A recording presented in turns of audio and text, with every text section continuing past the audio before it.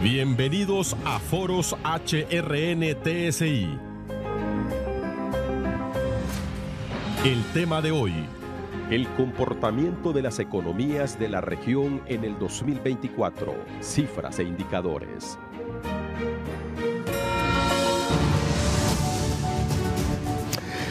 Bienvenidos, qué gusto estar de nueva cuenta con ustedes en este nuevo espacio de reflexión que abrimos para abordar un tema de trascendental importancia para nuestros países, para nuestro país fundamentalmente. Foros HRN-TSI se complace en presentar el comportamiento de las economías de la región centroamericana en el 2024. Cifras e indicadores que con nuestros panelistas e invitados especiales iremos revisando a lo largo de este espacio de aproximadamente 1 hora y media en el que nos va a ocupar este tema de trascendental importancia. De inmediato saludo aquí a mi querida Pamela Saraí Espinal de Cuello. ¿Qué tal? ¿Cómo está? Bien, gracias a Dios. Aquí listos y preparados ya para estar con ustedes en este foro de HRN y TSI con este tema del comportamiento de las economías de la región en el 2024. Tenemos con nosotros aquí en el set al licenciado Julio Raudales. Él es economista y académico de nuestro país. Gracias por estar con nosotros. Y también desde Guatemala nos acompaña Abelardo Medina Bermejo. Él es coordinador del área de análisis macrofiscal del Instituto Centroamericano de Estudios Fiscales. Gracias por estar con nosotros este día. Asimismo, desde Costa Rica nos acompaña Carlos Palma Rodríguez. Él es economista y catedrático de la Universidad de Costa Rica. Y también nos acompaña Julia Evelyn Martínez. Ella es catedrática e investigadora en el Departamento de Economía de la Universidad Centroamericana José Simeón Cañas. Gracias a todos nuestros panelistas por estar este día con nosotros. Bueno, estamos y entramos en materia de inmediato. Ya ven ustedes y ya escucharon ustedes el nivel de panelistas que tenemos hoy invitados a abordar este tema. Doctor Julio César Raudales es además rector de la Universidad Privada José Cecilio del Valle. ¿Cómo calificaría el panorama económico de Centroamérica ya al cierre de este año en términos de crecimiento, en términos de estabilidad? Y obviamente la pregunta la extrapolamos también a cómo está viendo el comportamiento de la economía hondureña al cierre de este 2024 y a grandes rasgos. Julio, buenos días. Muy buenos días y un saludo a los colegas que están conectados vía Zoom. Bueno, en realidad Juan Carlos Saraí y auditorio de TSI y HRN,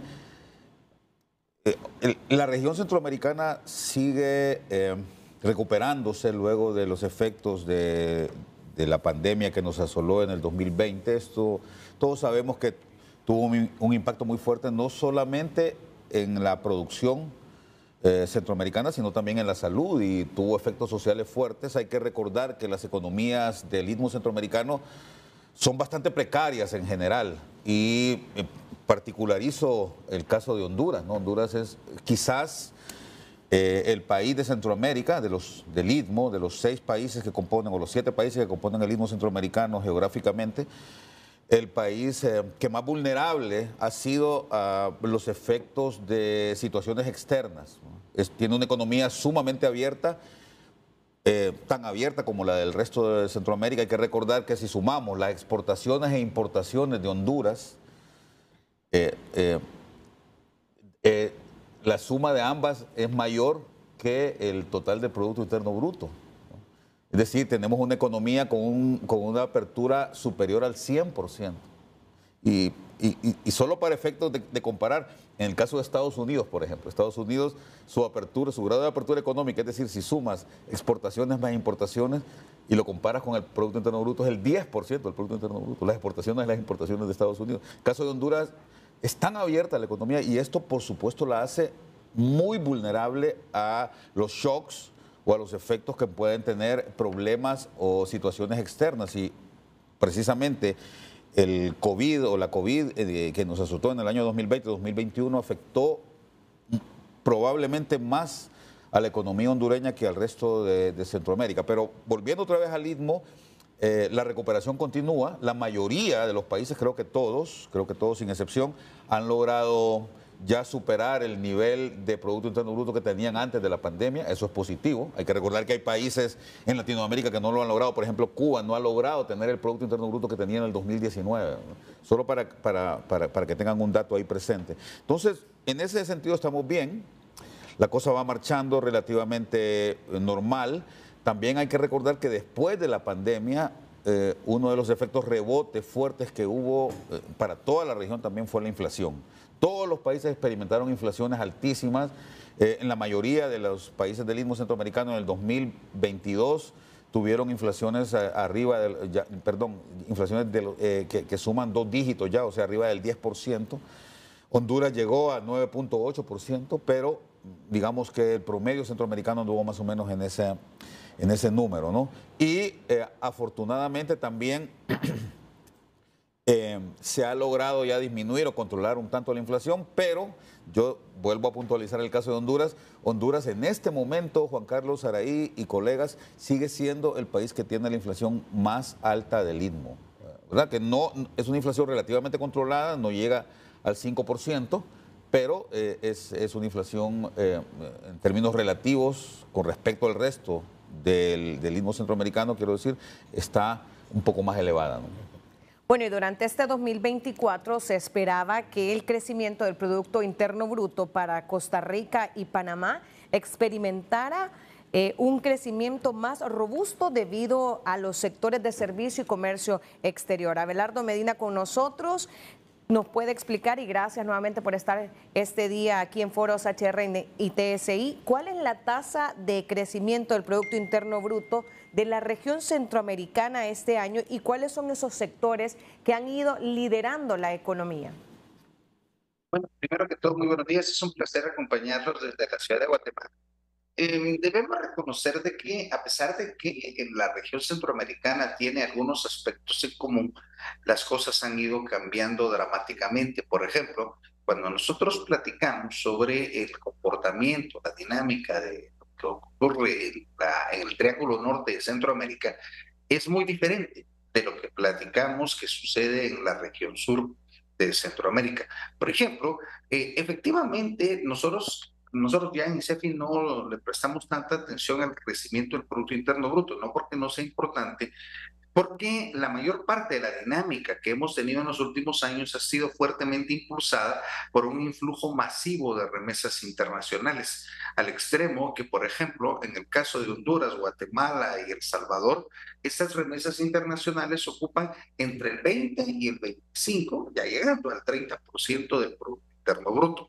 Eso quiere decir que el principal motor de muchas de nuestras economías, a diferencia de lo que mencionaba nuestro colega previamente, si bien es cierto hay que ponerle atención al grado de apertura económica, Honduras tiene alrededor del 75% de acuerdo a datos del Fondo Monetario Internacional, pero Guatemala solo tiene 38% de apertura. O sea, Guatemala no es un país tan abierto. Pero si nosotros tomamos en consideración el fuerte influjo de remesas internacionales, que es casi el doble de ingresos de lo que promueve las exportaciones del país, entonces sí nos damos cuenta que tenemos una fuerte debilidad en los flujos internacionales. En la región centroamericana, particularmente en el Triángulo Norte, sigue siendo muy similar a lo que hemos estado viendo en los años recientes. Un fuerte crecimiento del sector servicios y del sector comercio. Lo paradójico de esto es que precisamente se alimenta del fuerte flujo de remesas internacionales y la pérdida de competitividad de los tres países de la región. ¿Por qué? Pues simplemente lo que sucede es que vienen muchas remesas y además hemos tenido una política de apertura irrestricta al comercio internacional con el resto del mundo, entonces hay muy poca capacidad de competitividad internacional, lo que provoca de que la industria guatemalteca, salvadoreña y hondureña no sea muy apropiada y entonces todo lo traemos del resto del mundo.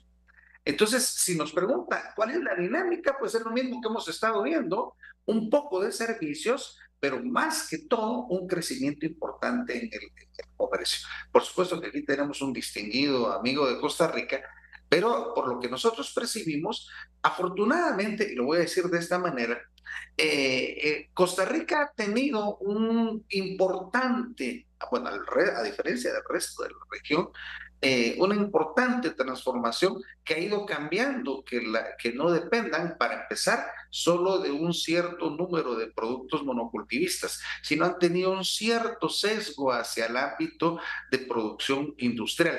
Por supuesto, sigue siendo una economía, como el resto de la región, fuertemente representada por el sector servicios. Y ahí es donde viene el punto importante. Si bien es cierto, Costa Rica y Panamá han tenido una dinámica importante, se debe en gran parte por el rebote económico que tenemos desde el año 2021, después de la pandemia.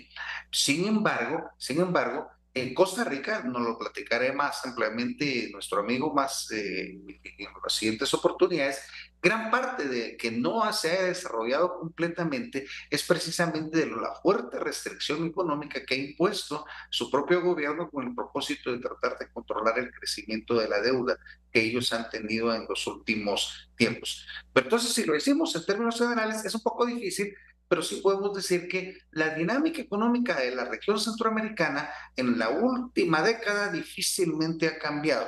Y lo que estamos observando es simplemente mucho de lo que se esperaría que tuviéramos en la región, un fuerte impulso del ámbito de consumo, un fuerte impulso comercial, un fuerte impulso causado por las remesas internacionales, pero han habido algunos gobiernos que sí han logrado de cierta manera provocar cierta mejora en la competitividad y cierta atracción de la inversión extranjera.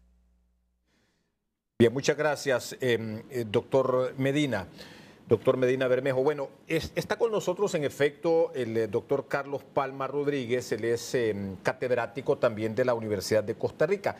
En el caso de Costa Rica, a diferencia, bueno, de los países del Triángulo Norte que tal vez se concentran el 94% del valor total de las remesas que se recibe en Centroamérica, Costa Rica recibe, digamos, muy poco en cuanto a remesas en comparación con estos países. De hecho, el 2023, revisando algunos datos, las remesas internacionales que llegaron a Costa Rica anduvieron ahí por el orden de los 4.600 millones de dólares. Ahí me va a corregir el doctor Palma. Sin embargo, debo preguntarle sobre esto para seguir la línea de esta primera parte del tema. ¿Qué incidencia tienen las remesas en la dinámica de la economía costarricense, doctor Palma? Gracias. Muchas gracias, estimados colegas.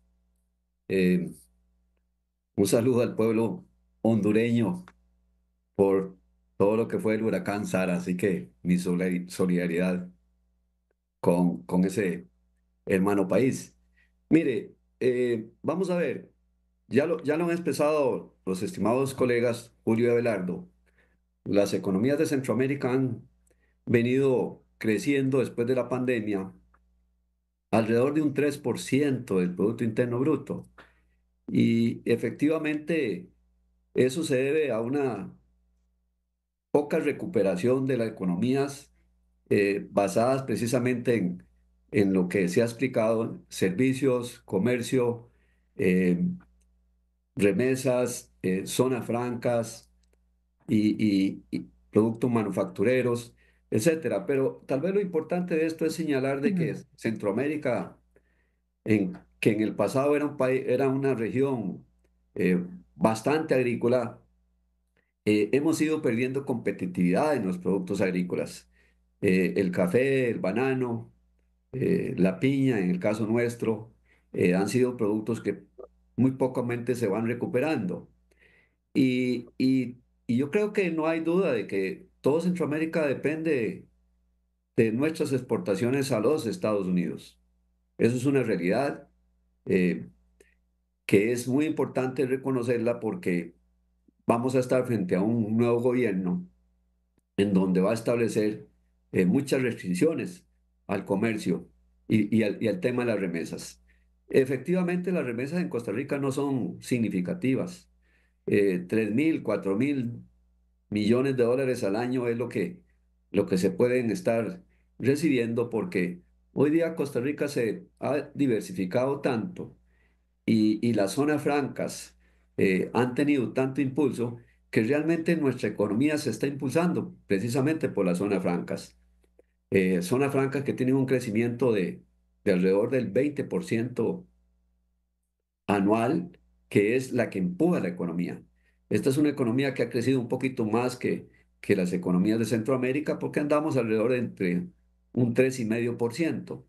Pero igual, es una economía que depende totalmente de nuestras exportaciones a Estados Unidos, con un incremento también muy fuerte en el sector turismo, que hace que esté dependiendo mucho de ese flujo de ingresos y divisas extranjero.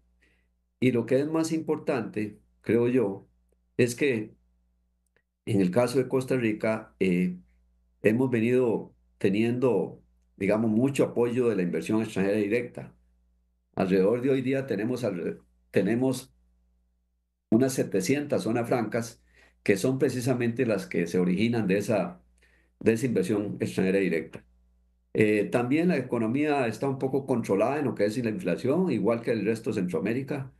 Eh, Tenemos una inflación negativa. Se espera que cerremos el año tal vez con un 2%. Y sigue siendo estas economías centroamericanas muy dependientes de la tasa de interés de los Estados Unidos.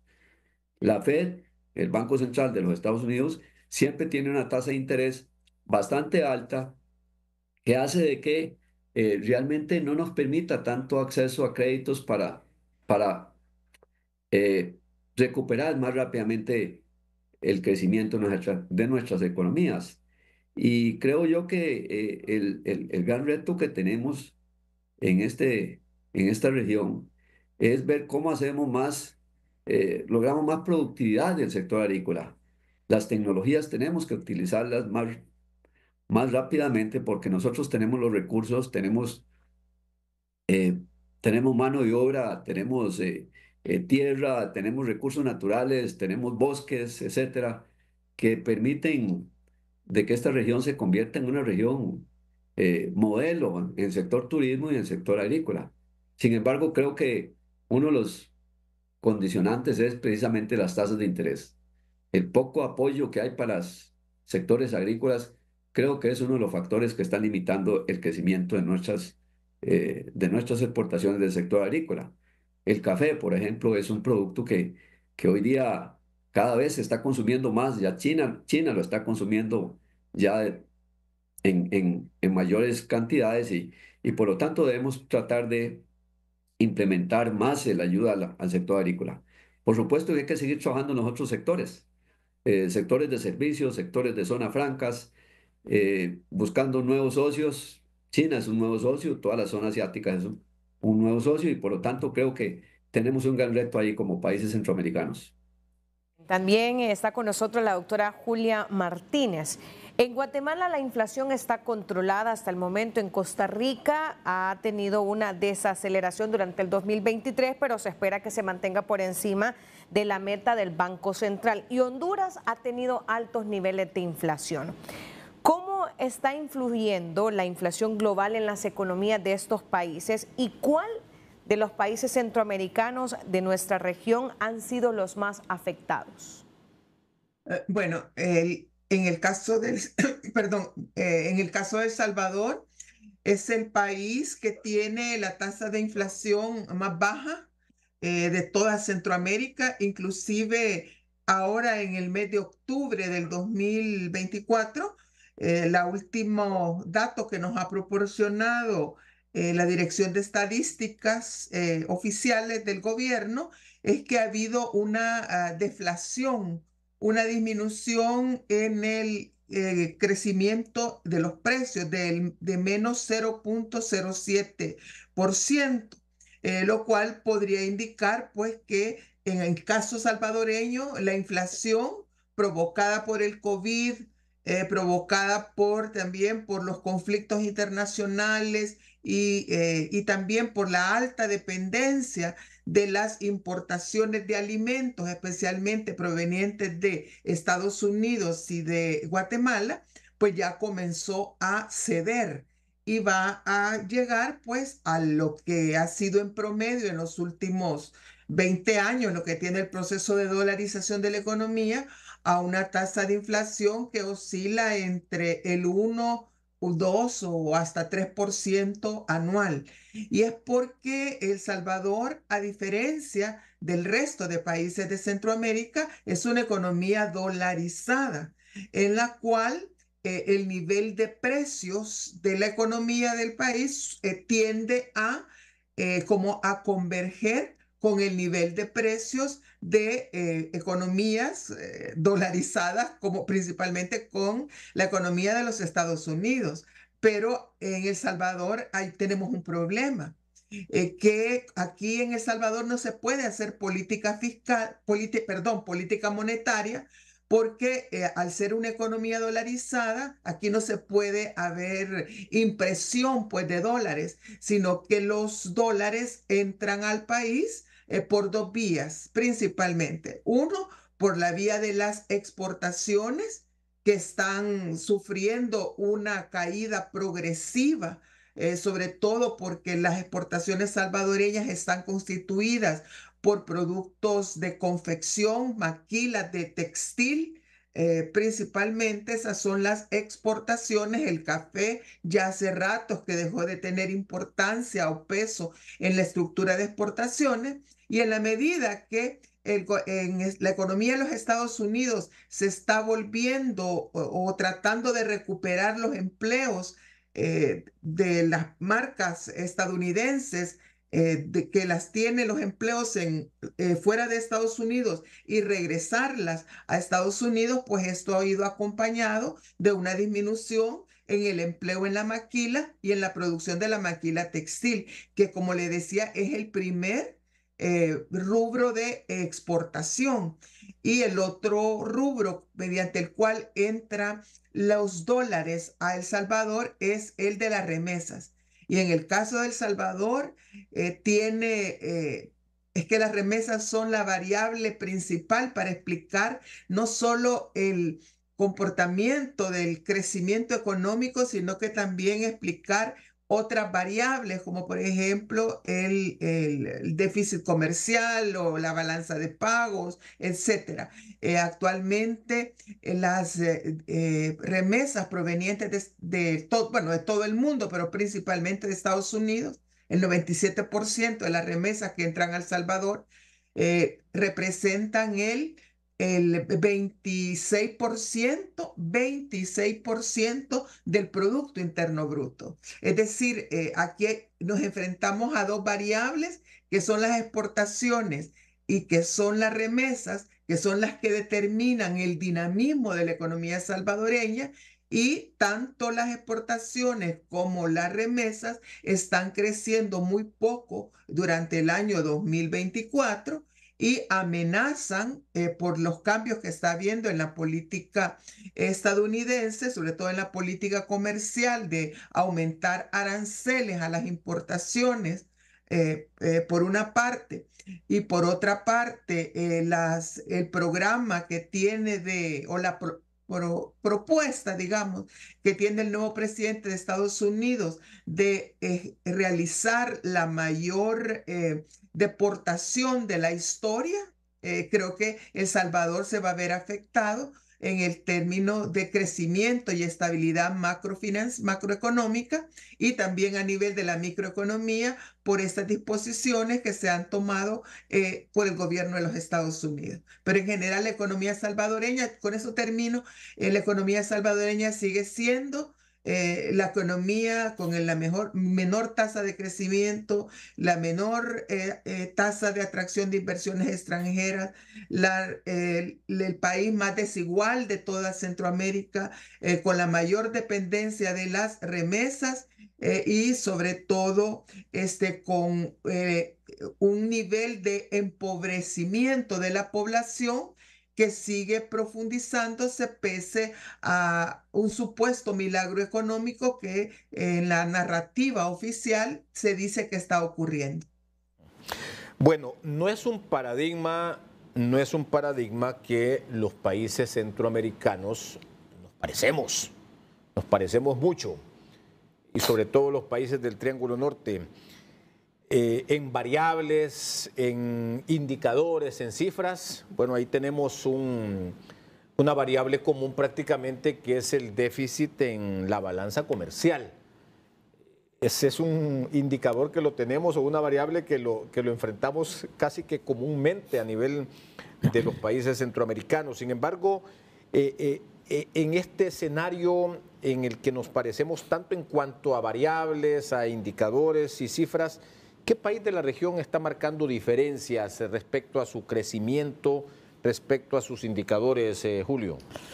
Sí, Juan Carlos, ya lo mencionaba Abelardo, ¿no? Hay una diferencia importante entre los, digamos, dos países del sur del Istmo, que me refiero a Costa Rica y a Panamá, y entre los tres primeros países del Triángulo Norte, llamado,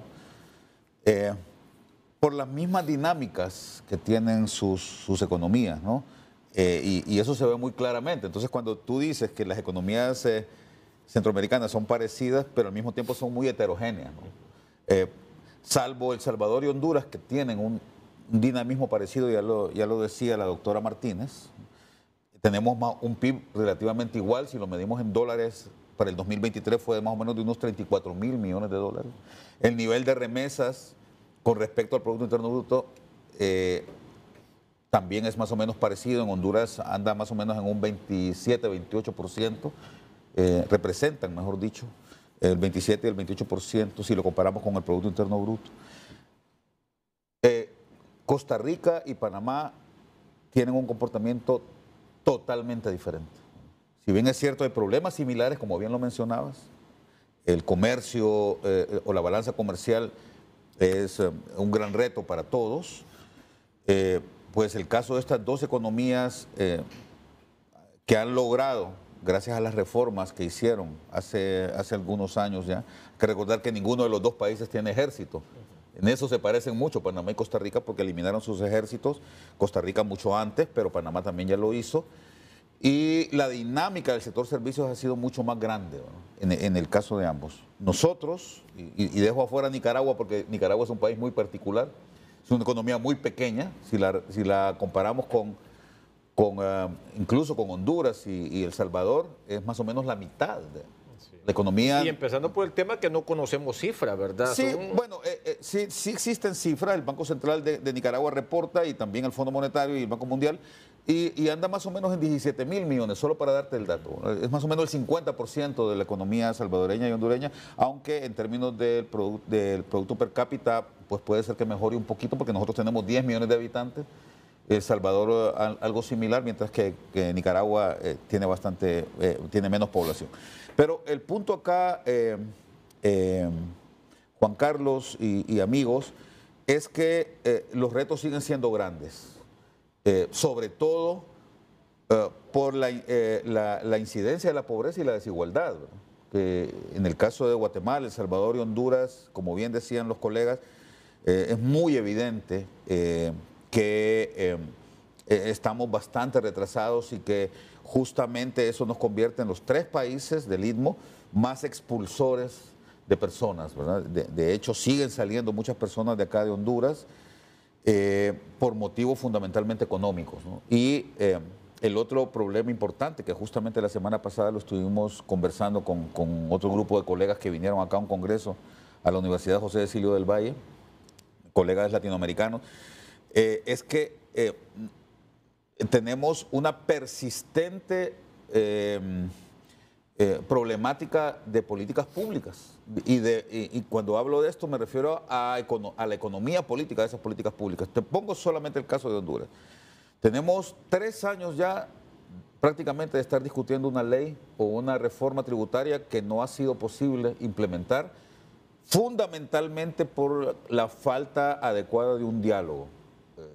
Parece que todas las partes quieren tener su propia visión de cómo debe ser la política tributaria en el país y no hemos aprendido cómo implementar algo que proceda de un diálogo. Y este es solo un ejemplo de muchos más, ¿verdad? No ha habido una reconversión en la parte comercial y tenemos un reto enfrente, como bien decían los colegas, porque es muy evidente que el nuevo presidente de los Estados Unidos, e incluso también me atrevería a decir yo, la nueva política exterior que va a tener México frente al Istmo Centroamericano, nos ofrecen problemas a la vista, ¿no? Me da la impresión a mí que vamos a tener que negociar dentro de muy poco, y no nos estamos preparando adecuadamente, la entrada de una buena cantidad de compatriotas que vienen de regreso a nuestros países. Ya lo anunció el gobierno norteamericano. Y me parece que en cuanto a la política nueva de Donald Trump y de Claudia Sheinbaum frente al Istmo, esos van a ser los puntos más importantes que ellos van a cumplir frente, repito, al Istmo Centroamericano y a Latinoamérica en general, ¿no? Bueno, y ahí es donde todos estos países centroamericanos deben de prepararse. Doctor Abelardo, hemos dicho que Guatemala durante este 2024 ha mantenido una inflación controlada. Su inflación se debe a la política monetaria que se ha implementado. Pero bien, ¿cuáles son los desafíos a los que se va a enfrentar Guatemala durante este próximo año 2025? En primer lugar, hay que ver que tal vez, y no solo Guatemala, gran parte de los problemas de nuestros países es que hemos tenido políticas que son muy endógenas al crecimiento de la inflación. El Salvador es el caso más notorio, porque obviamente al no tener política monetaria simplemente depende de lo que sucede en el resto del mundo. Sin embargo, no hay una diferencia tan grande con el resto de los países. Guatemala tiene, nosotros acostumbramos decirlo, una dolarización de facto, porque básicamente lo que hace el Banco Central es que, atendiendo que hay un enorme influjo de remesas internacionales, acumulamos una enorme cantidad de reservas internacionales en el Banco de Guatemala, y el Banco Central mantiene en esencia un tipo de cambio fijo desde hace aproximadamente década y media. O sea, en esencia tenemos una dolarización casi perfecta, y que se manifiesta en un tipo de cambio relativamente fijo. Ahora, el problema que tenemos es que la mayor parte de nuestros países tiene una focalización excesiva en el control monetario, que si bien es cierto es una variable importante a controlar la inflación, por supuesto que es una variable importante, y le ponemos muchísima atención a los saldos de las exportaciones, nos descuidamos de qué es lo que realmente está sucediendo hacia el interior de nuestros países en torno a la calidad de vida de la población o a la competitividad que tenemos con el resto del mundo. Y yo sí estoy completamente de acuerdo, sobre todo porque en ICEFI hacemos análisis centroamericanos, que hablar de la región sur de Centroamérica no es lo mismo que hablar del Triángulo Norte. Y en el Triángulo Norte nosotros lo que estamos observando son políticas acomodaticias al mantenimiento de la inflación, y tenemos unas políticas fuertemente restrictivas en materia de gasto. En El Salvador se está notando más, sobre todo con el proyecto de presupuesto que mandó recientemente el Ejecutivo. Eso, por supuesto, también se nota con el caso costarricense. Pero en el caso de Guatemala hay una diferencia con el resto de la región. Nosotros no tenemos problemas de deuda, porque históricamente nosotros hacemos una broma en la región de que bien se nota que Guatemala era el país centro de la Capitanía General en el pasado, porque aquí es donde más se acostumbraron a no pagar impuestos, y es el país que menos paga impuestos de la región. Y nosotros tenemos una tasa de pago tributario muy baja, lo que hace que prácticamente el gobierno tenga una participación muy limitada. Probablemente lo que ha pasado en algunos de los países hermanos centroamericanos es que la situación no ha sido tan ordenada, y eso ha provocado un crecimiento muy importante de la deuda, y provoca que en la actualidad algunos países estén tratando de evitar que el crecimiento de la deuda se dé. Por ejemplo, el caso hondureño, que si ustedes lo miran en forma tácita, el gobierno anuncia que uno de sus principales méritos es haber mantenido razonablemente constante la relación deuda-PIB. El Salvador básicamente lo que anunció es que no va a adquirir endeudamiento, no precisamente porque no lo necesite, sino por el simple hecho de que el crecimiento de la deuda, incluyendo las pensiones, que últimamente ya no la quieren incluir porque dicen que no hay que incluirla, pero no es cierto, sí hay que incluirla, pero que Claro. la quiere incluir. Y el caso de Costa Rica, que el gobierno ha hecho un montón de esfuerzo en los últimos años con el propósito de reducir el tamaño de la deuda, todavía sin llegar a lo que ellos quisieran tener.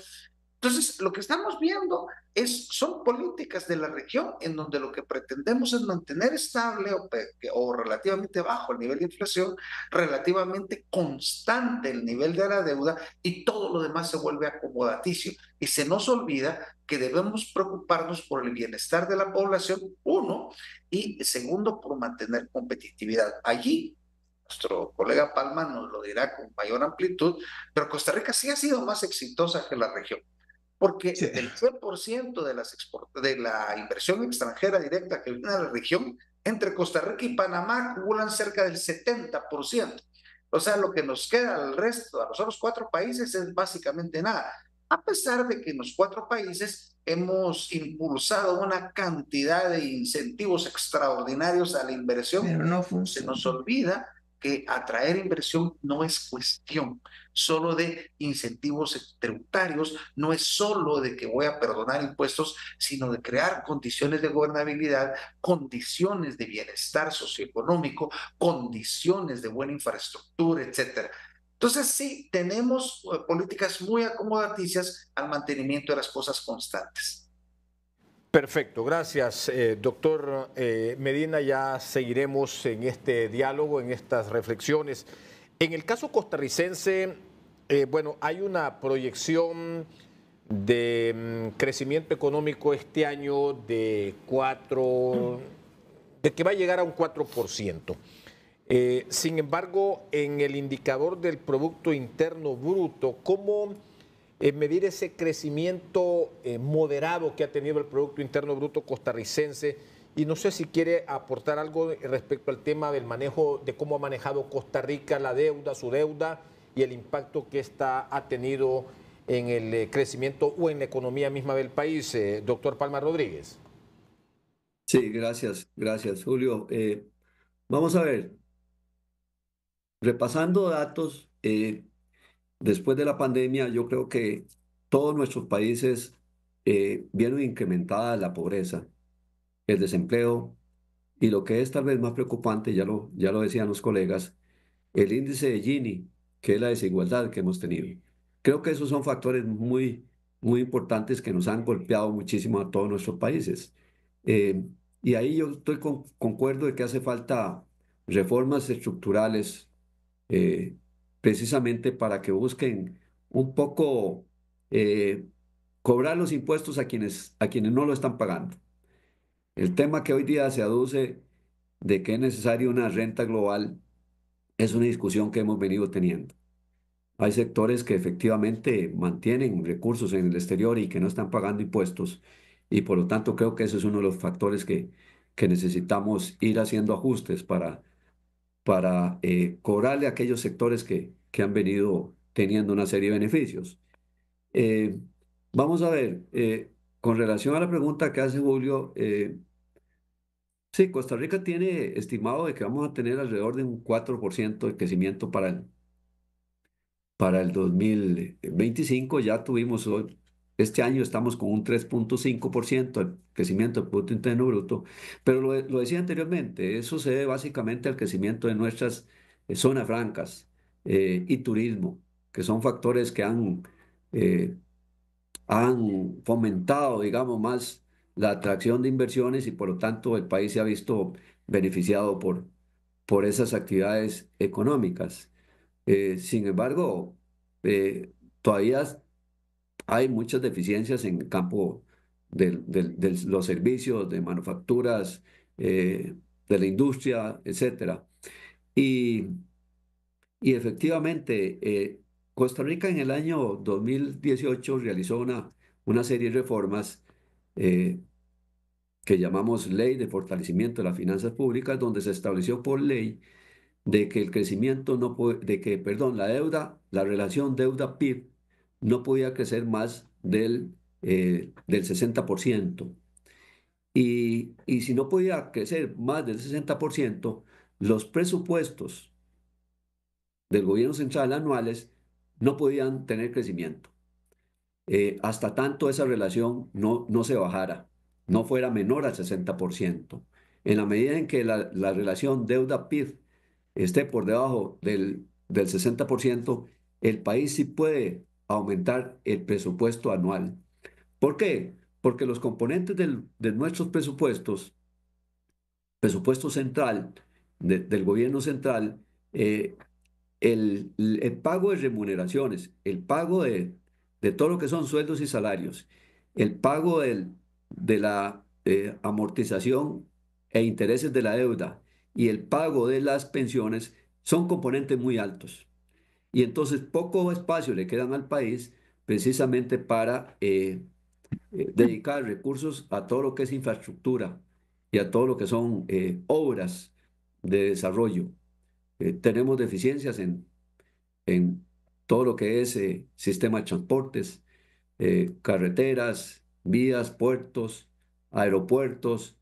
En eso hemos tenido problemas precisamente porque no hemos tenido tanta flexibilidad en nuestros presupuestos para dedicar recursos a esas áreas. Por lo tanto, entonces el país se vio obligado a establecer una ley que restringe lo que es el gasto social. Hemos tenido consecuencias precisamente en todo lo que es el sistema de salud, el sistema de educación, el sistema de vivienda, el sistema de seguridad, porque los presupuestos ahí no han crecido de un año con relación al otro, precisamente por esa regla fiscal, porque todavía estamos en el 61% de relación deuda-PIB, y si estamos por encima del 60%, no pueden crecer los presupuestos, con una población que cada vez demanda mayor cantidad de servicios y una población que cada vez está más abierta al mundo. Eso significa que se necesita mucha infraestructura en las áreas básicas de la economía. Así que, bueno, el gran reto que tenemos es, como yo lo decía anteriormente, es buscar nuevos mercados porque el mercado de Estados Unidos se va a poner difícil por esa política que se va a emplear y, como es sabido, todas nuestras exportaciones, el 80% de nuestras exportaciones van a Estados Unidos. Y si van a tener aranceles, vamos a tener problemas. Entonces, habrá que buscar otros socios, habrá que buscar más lo que yo llamo alianzas público-privadas.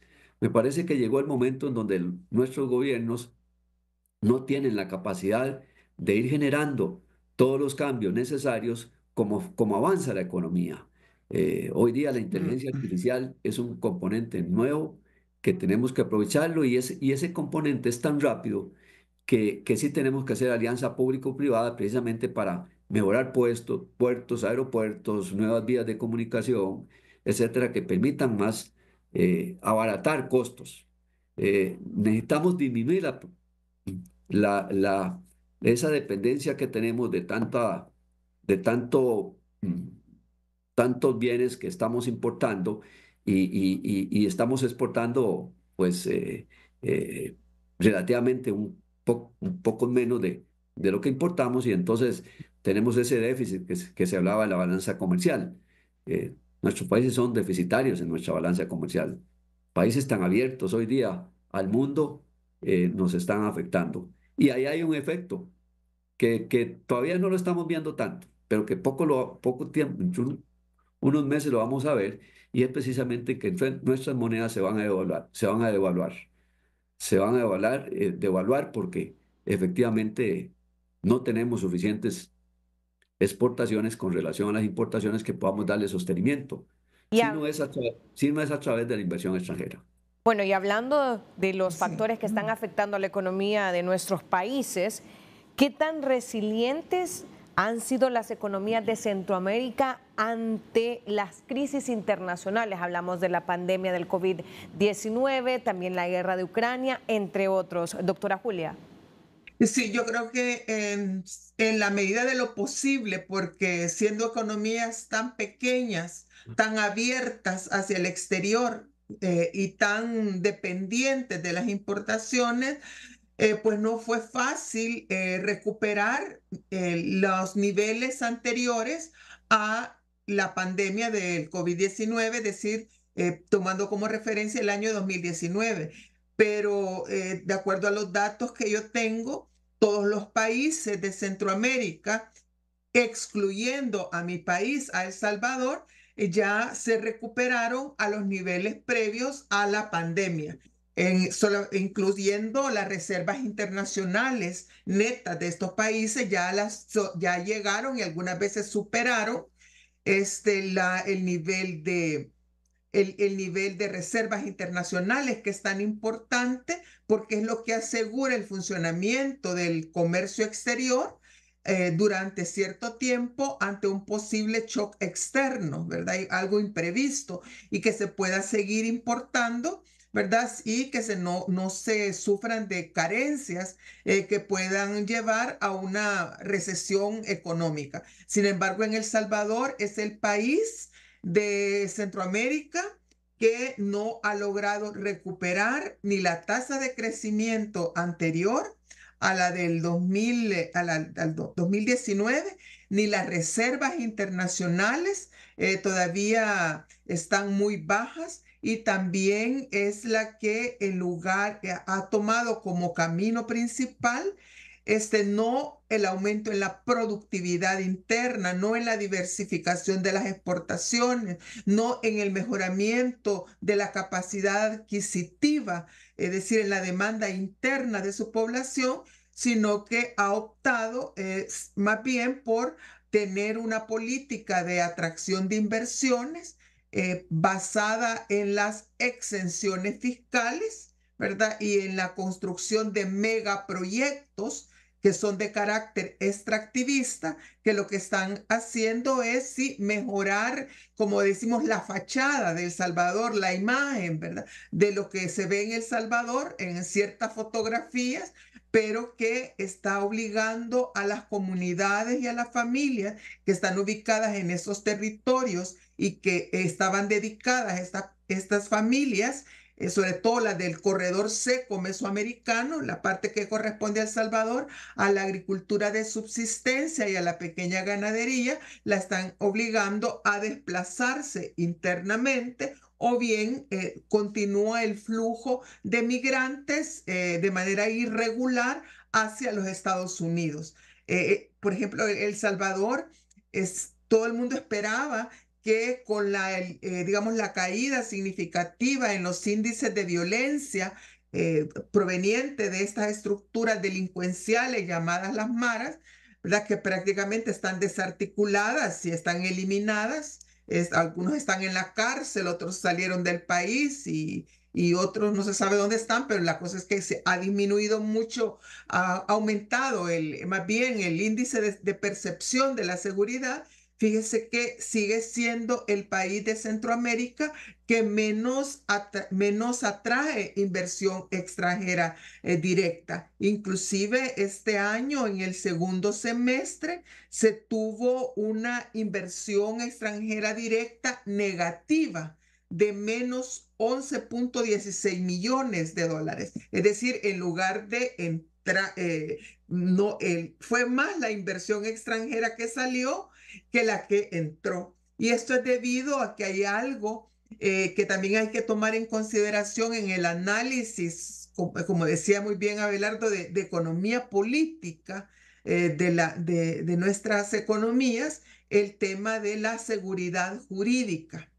El Salvador es un país que ha ido perdiendo progresivamente toda la institucionalidad democrática, ha ido avanzando a pasos agigantados hacia lo que es una creciente desconfianza en el funcionamiento de las instituciones, incluyendo aquellas que tienen relación con el ámbito económico, y también es una economía que en lugar de crear productividad, oportunidades de empleo y generar demanda interna efectiva, lo está haciendo todo lo contrario, se está profundizando el empobrecimiento y se está profundizando la desigualdad. Yo quisiera compartir algunos datos para que comprendan qué es lo que está ocurriendo en El Salvador.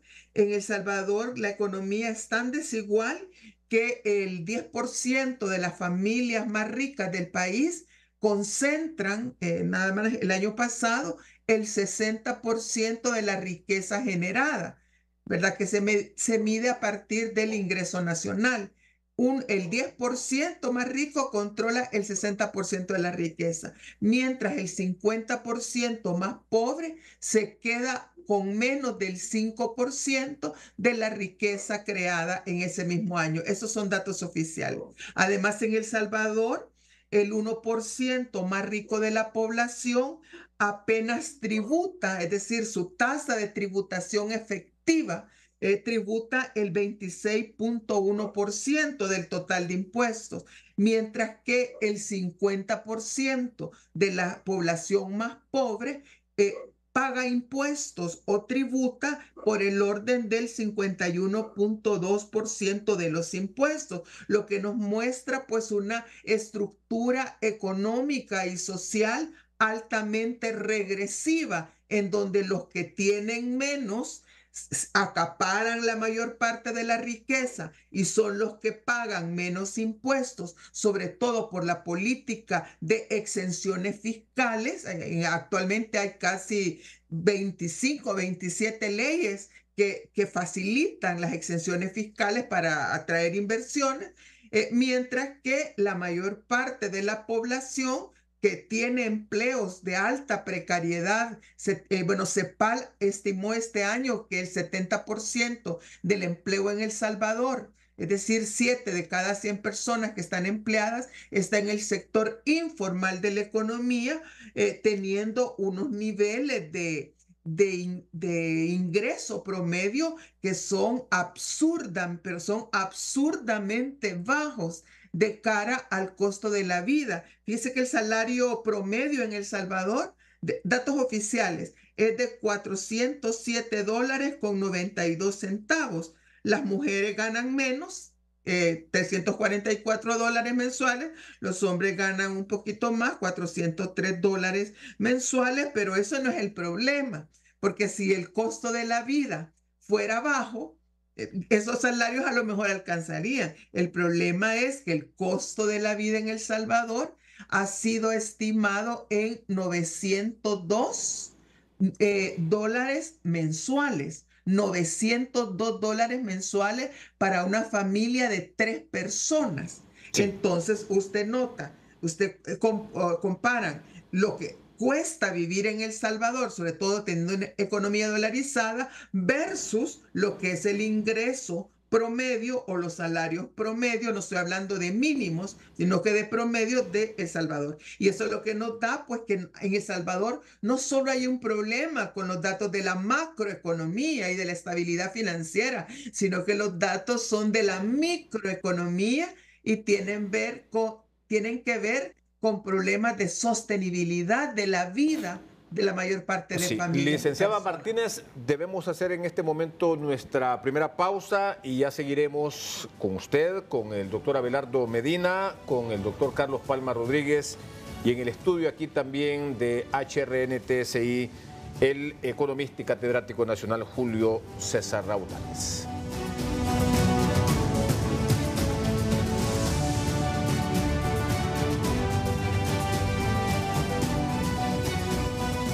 Seguimos en Foros HRN-TSI, hoy con este panel de lujo de invitados especiales, de economistas, académicos, con una dilatada trayectoria también a nivel de cada uno de los países que hoy están representados en este foro. Doctor Julio César Raudales, hoy compartíamos un dato de la CEPAL respecto a los indicadores de pobreza a nivel de género y lamentablemente pues las mujeres hondureñas están a la cola, están a la cola en esta medición por género que ha hecho sobre la pobreza. ¿Cómo estaremos cerrando o cómo cerraremos este año en cuanto a los indicadores de pobreza en la región centroamericana? ¿Qué países ¿Habrán experimentado algún ligero desarrollo en sus indicadores de pobreza? Bueno, primero hay que recordar, Juan Carlos y colegas, que la pobreza es un fenómeno estructural, aunque se mide por el ingreso y este nivel de incidencia puede variar levemente de un año a otro. Pues el comportamiento ha sido más o menos el mismo en la región. Las variaciones han sido las mismas en la región, dependiendo de los shocks o de los problemas que se hayan dado en la misma.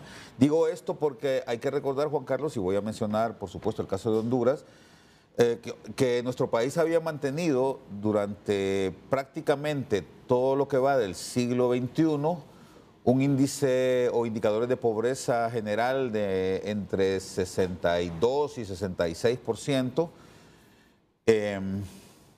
y un índice de pobreza extrema que rondaba aproximadamente el 40 a 45%, entre el 40 y 45%. Estos indicadores, por supuesto, al tratarse de un año muy particular como el 2020, se dispararon. Hay que recordar que como se mide por ingreso y la gente se encerró en el año 2020 prácticamente durante todo el año, los últimos 9 meses,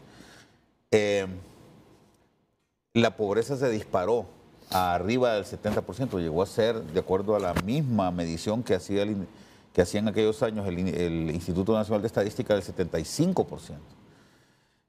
Pero ahora, obviamente, al retornar a la actividad económica, volvimos otra vez a los mismos índices. Entonces, el año pasado, en los medios de comunicación, se dilató una noticia que decía que la pobreza se había reducido en un 11%. Claro, si pasamos de 65 a 76% en el año de la pandemia, porque la gente se encerró en su casa, y luego al año siguiente la gente volvió a hacer su trabajo, era natural que volviéramos a bajar al mismo nivel en que estábamos antes de la pandemia, que no es un nivel bajo, es un nivel sumamente elevado. De hecho, en el caso de Honduras, es el índice de incidencia de pobreza por hogares más alto de toda Latinoamérica, exceptuando Haití.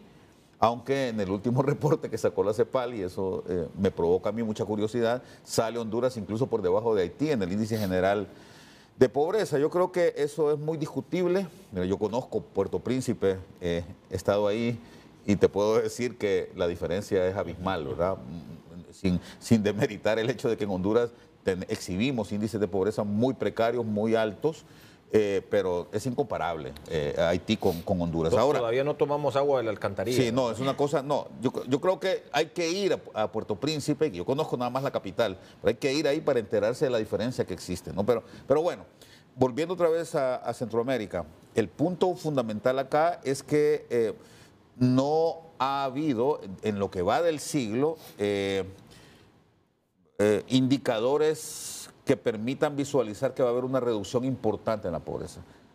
Y a mí me da mucha pena, y creo que lo mencionaba el profesor Palma, de Costa Rica, que nuestro problema es que prácticamente nos hemos anquilosado en la misma situación económica y social en el país o en los países, y no hay indicaciones, no hay ningún elemento que nos pueda decir que esto va a cambiar, a diferencia de lo que sucede en otras zonas del planeta, en donde rápidamente muchos países que se encontraban en una situación precaria han logrado reducir sus indicadores de problemas sociales, de problemática social. Me refiero a pobreza en general, pero también a niveles de salud, a niveles educativos, y han logrado mejorar estos indicadores de forma bastante eficiente. En el caso de los centroamericanos persistimos, salvo Panamá. Yo sacaría de ese escenario a Panamá, que sí ha tenido un incremento importante y una mejora importante en los últimos años.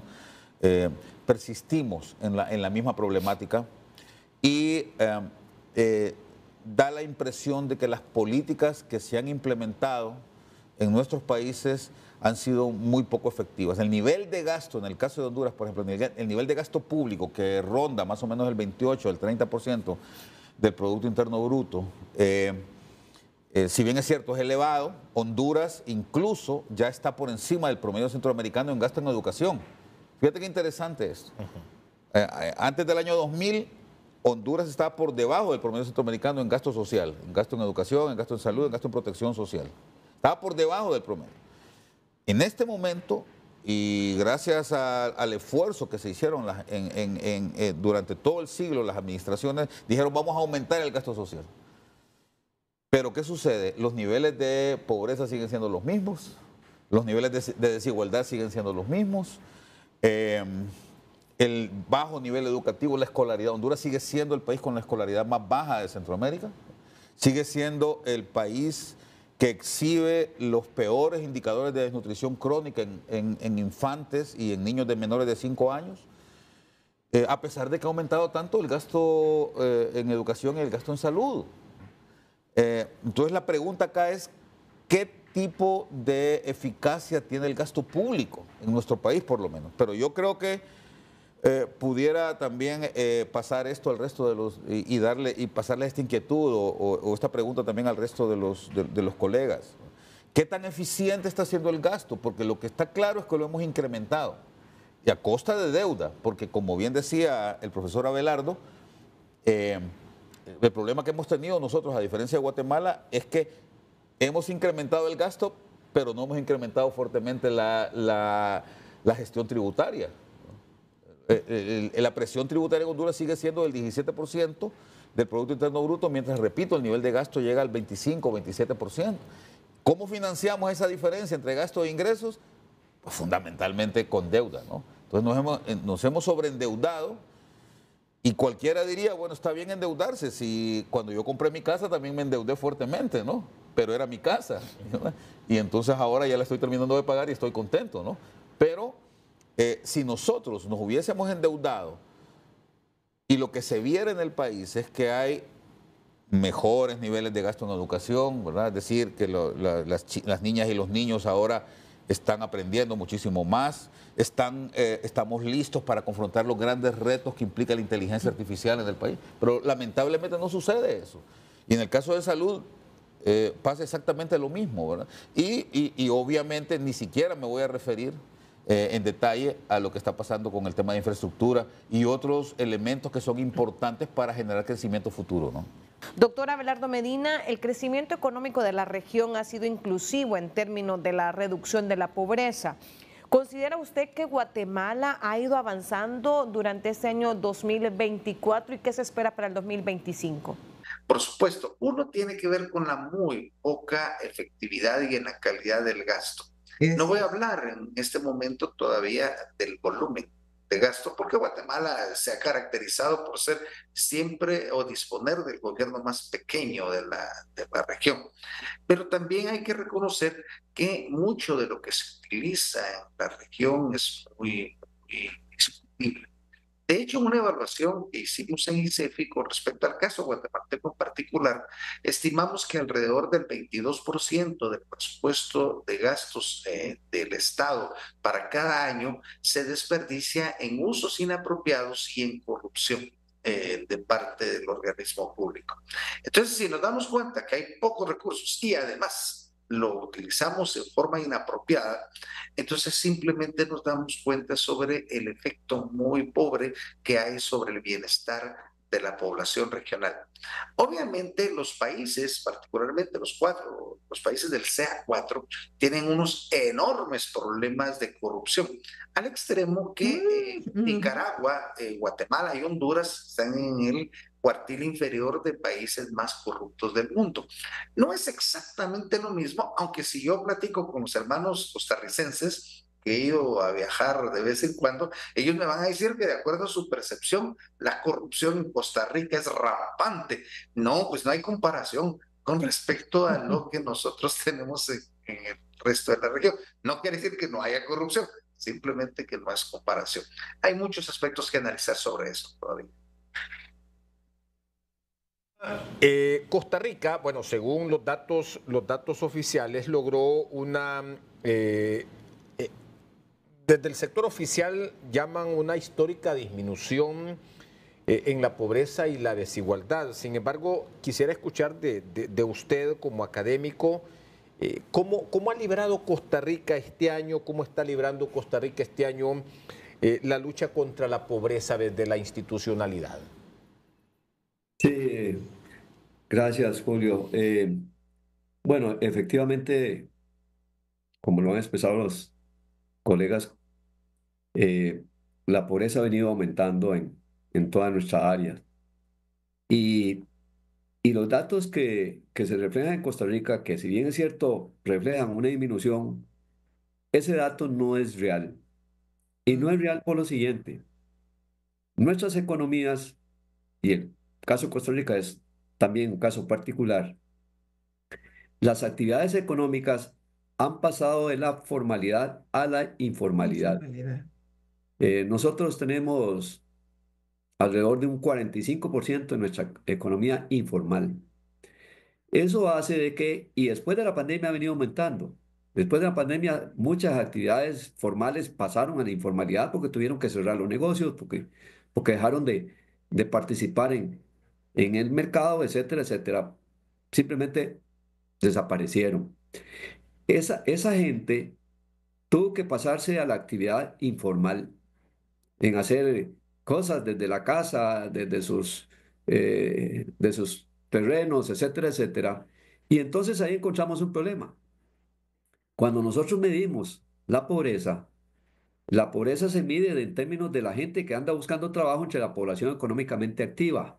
Y si ahora nosotros tenemos una población económicamente activa, es mucho menor precisamente porque hay una cantidad de gente que está en la informalidad, entonces ese desempleo incluso tiende a disminuir. Y nosotros tenemos un desempleo que según los datos oficiales anda en el 7%, pero es precisamente por el cambio que ha habido en las variables. Tenemos una población cada vez que pasó, que estaba ocupada desde el punto de vista formal a la informalidad, entonces no hay manera de medirla. Entonces hace de que los datos estén sesgados y, no, y efectivamente la pobreza no ha disminuido en términos reales, sino es un asunto de metodología. Y ahí De creo que en acuerdo. eso vamos a estar de acuerdo. Pero también algo que hay que señalar es que en el caso de Costa Rica la pobreza se mide un poquito distinta a otros países. Generalmente la pobreza se ha medido por el nivel de ingresos o de salarios de la población. Nosotros tenemos ahora un nuevo índice que es un índice que tiene mayor cobertura para medir la pobreza, que es un índice de pobreza multidimensional. El índice de pobreza multidimensional no solamente considera el salario que ganan las personas, sino el acceso que tiene una serie de servicios que son públicos y que al ser público no necesita pagarlos. Y entonces es como si tuviera, digamos, un aumento real en su salario. Eso me refiero a los niveles de salud que generalmente no se incluyen en lo que es el nivel de salarios de las personas, sino que también eso es una variable adicional que contribuye con mantener un nivel de pobreza un poquito más alto, si tiene una serie de servicios que son gratuitos, vivienda, salud, el acceso a las tecnologías, etcétera. Entonces, digamos que la metodología que utilizamos para calcular la pobreza es un poquito más, tiene mayor cobertura, tiene mayor variables. Eso hace de que sea un poquito más representativa, digamos, esa medida de la pobreza. Pero aún así sigue siendo, digamos, un, un porcentaje relativamente alto porque nosotros hemos visto de que eh, esa pobreza ha venido aumentando en términos reales. Y si nos vamos al desempleo, pues también ahí tenemos otras variables que están afectando hoy día el, el porcentaje de desempleo. Y creo que en general el problema que tenemos es un problema de desempleo. Si la gente tiene ingresos y tiene ingresos reales, que satisfagan necesariamente sus necesidades, el índice de pobreza va a ir disminuyendo. De tal manera que el gran reto es empleo, empleo, empleo. ¿Cómo lo conseguimos? Bueno, hay elementos que hay que considerar. Mayor gasto en educación, y eso es una realidad. Si la gente está educada, si se puede, si puede tener acceso a la educación pública, en ese mismo nivel va a ir aumentando sus ingresos, pero ese es uno de los componentes del gasto que ya lo hablaban ustedes, que no ha sido tan eficiente. Venimos gastando en educación, pero no es, la eficiencia de ese gasto no es alto. Hay pérdida en la eficiencia de del gasto tanto en educación como en salud, en vivienda, etcétera. De tal manera que, vamos a ver, dedicando más recursos para ver cómo empleamos a nuestra población, creo que es la forma en cómo vamos a disminuir la pobreza. No va a haber ninguna otra forma en la cual nosotros disminuyamos la pobreza si no es a través de capacitando a nuestra gente. Capacitando a nuestra gente, creo que las tecnologías, ya lo decían ustedes, es uno de los elementos que surgen como importantes. Las zonas francas son importantes, pero para todo eso se necesita personas capacitadas que puedan lograr aumentar sus ingresos. Si aumentamos los ingresos, disminuimos la pobreza. Si aumentamos los ingresos, la gente vive mejor. Y ahí es donde hay que enfocar todo nuestro trabajo, haciendo reformas y buscando atracción de inversiones en el sector de capacitación. Bien. A disminuir la pobreza. ¿Y cuáles serían los desafíos y los retos que tenemos como región centroamericana? Le consultamos a la economista y consultora para organismos de desarrollo, a la doctora Julia Martínez. Bueno, yo coincido completamente que el tema de lo que hay que mejorar, los desafíos que se nos presentan para el futuro es el empleo, pero no cualquier tipo de empleo, sino que el empleo que de acuerdo a la Organización Internacional de Trabajo le denominan el empleo decente. Y este es un empleo que tiene prestaciones laborales, que tiene cobertura de seguridad social, en donde los niveles salariales son capaces de asegurar que las personas puedan cubrir el costo de la vida de sus familias y donde se garantice también la estabilidad laboral. Sí, ahí es donde tenemos el reto. Y eso es lo que en otras economías se le denomina el empleo pleno o en condiciones de plenitud.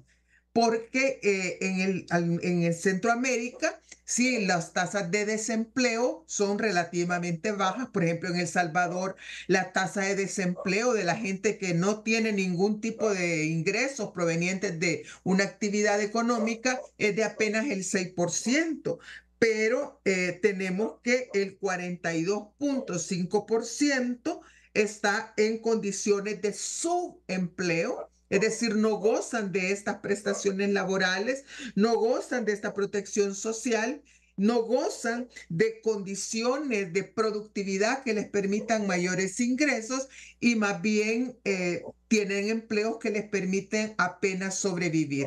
Primero, el empleo, pero ese empleo no se crea de manera espontánea, sino que debe ser el resultado de políticas públicas de mediano y de largo plazo que tengan como objetivo asegurar ingresos y empleos dignos para la población, para la sociedad, es decir, poner el bienestar de la población en el centro y no poner la ganancia de los capitales nacionales y extranjeros como punto central, como sucede actualmente. Y esto nos lleva, entre otras cosas, a la necesidad de plantearnos y de realizar una profunda reforma fiscal que haga de carácter progresiva, que haga que los que tienen menos paguen menos, pero se beneficien más, y los que tienen más,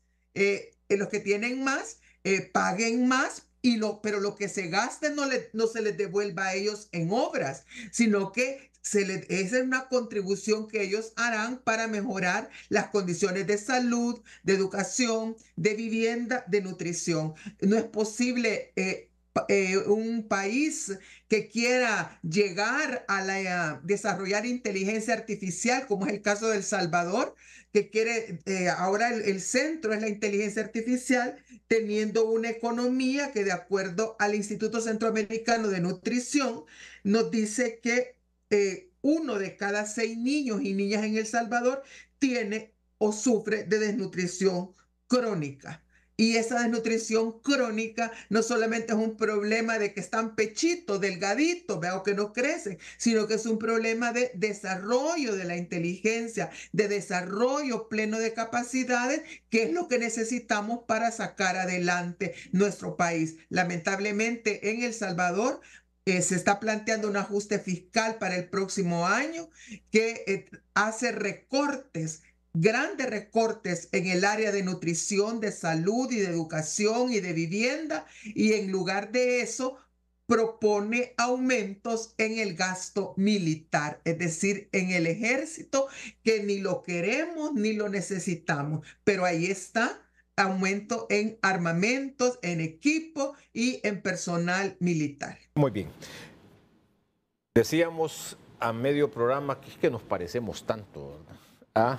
Aquí tenemos también, doctora Martínez, el mismo cuento de la compra de 6 helicópteros a una empresa alemana que no necesitamos. Imagínense ustedes para qué cosas primordiales, esenciales, el gasto militar derivado a la obra social tendría más impacto en nuestras poblaciones. Hacemos una pausa aquí en Foros HRN TSI.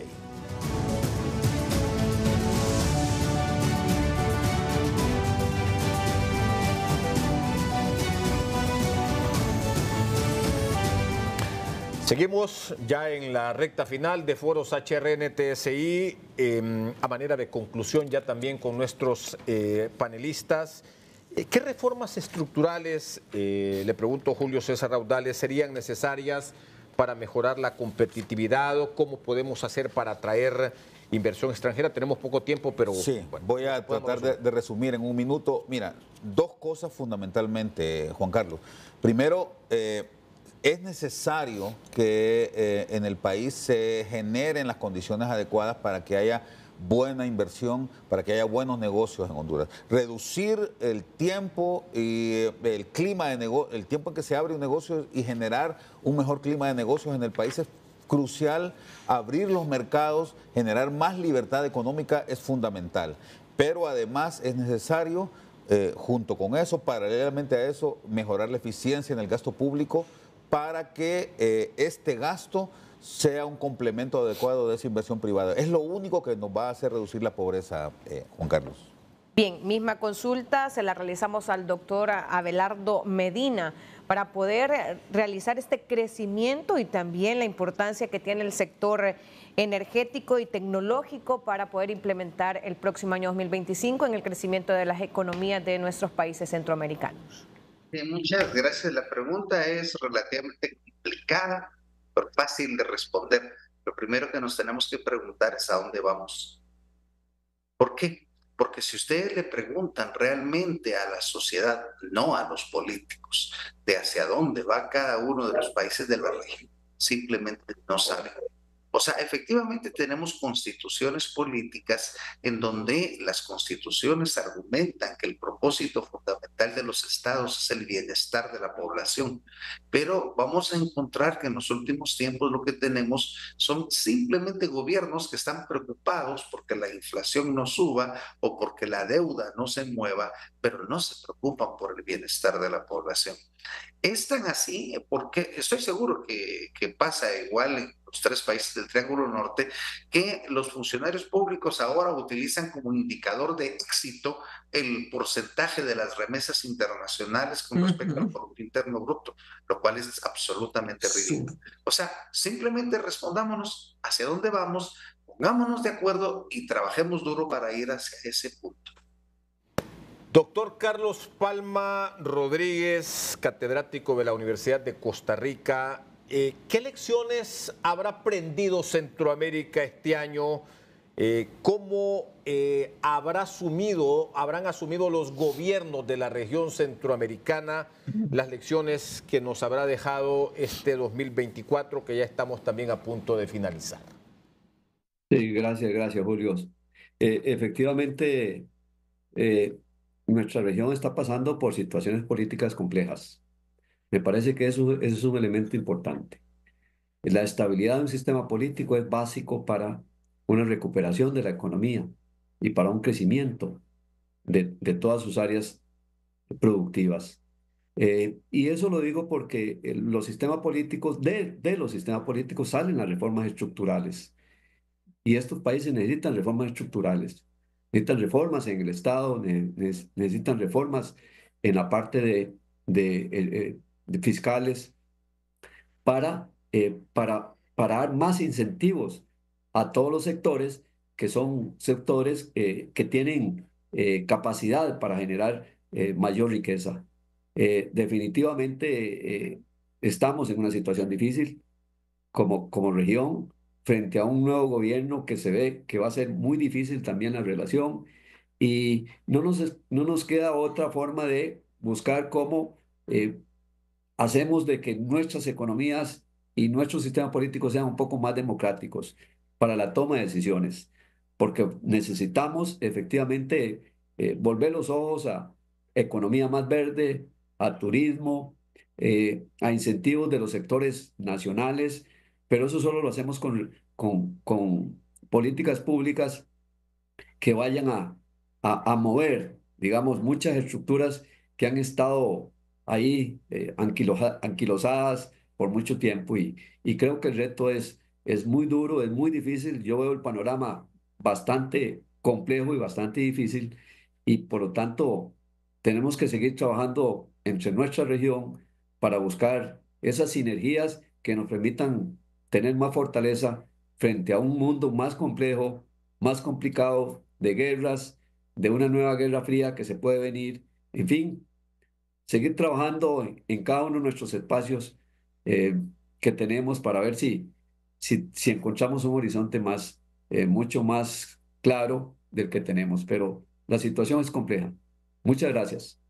Para concluir, le consultamos a la economista y consultora para organismos de desarrollo, la doctora Julia Martínez, a partir de cómo está finalizando este año 2023, ¿cómo se deslumbra el panorama económico para el próximo año? Bueno, en el caso de Centroamérica, creo que no van a haber mayores variaciones, salvo probablemente como efecto del cambio climático, un aumento en la pobreza rural y una reducción en la producción de alimentos. Creo que más o menos Centroamérica va a seguir tal como se ha desempeñado durante 2024. Para el caso de El Salvador, de mi país, sí veo una situación extremadamente difícil porque está a punto de ponerse en marcha un programa de ajuste fiscal que va a poner a la gente en una situación de mayor vulnerabilidad económica y social, va a incrementar la pobreza y la desigualdad. Y yo quiero terminar, y me disculpan, pero compartiendo como 3 lecciones brevemente que dejan el desempeño de las economías en Centroamérica y en el mundo. La primera lección es que el aumento en el crecimiento económico no debe ser la variable clave para determinar la salud de una economía, sino que el elemento clave, el indicador clave es el bienestar de la gente, de la mayor parte de la población. En segundo lugar, es urgente cambiar el modelo productivo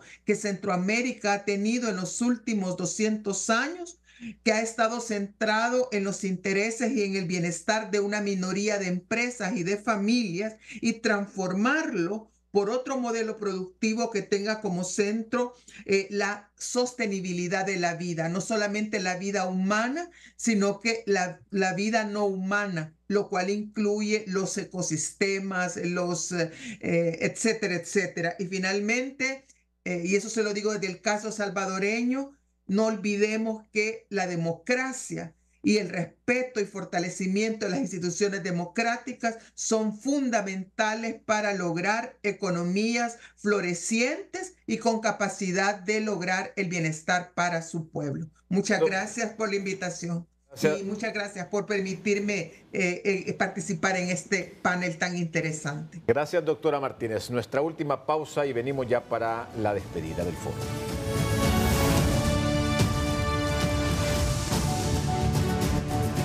Llegamos a la etapa final de foros HRN y TSI. Despedimos a nuestros panelistas y les agradecemos por haber estado este día con nosotros.